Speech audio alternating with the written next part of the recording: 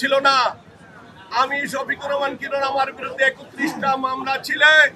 কোর্টে হাজিরা দিতে গিয়ে আমার উপর লাঠিচার্জ করা হয়েছে, চলা দিয়া পিটিয়েছেন কোর্টের সম্মুখে। এই সরকার সেটা করবে না, এই সরকারের দলের ছেলেরা সেটা করবে না।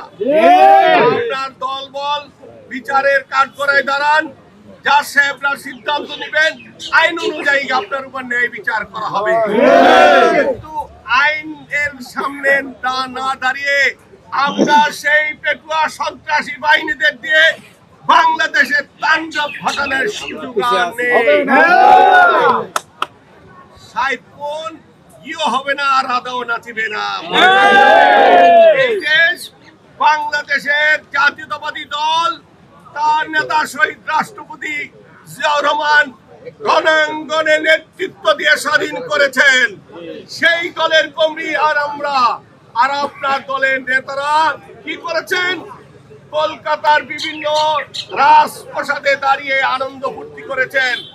আর যারা দাবি করছে আমরা বাংলাদেশ জাতীয়তাবাদী দলের কর্মী, তা আমাদের নেতা রণাঙ্গনে যুদ্ধ করে স্বাধীন করেছেন।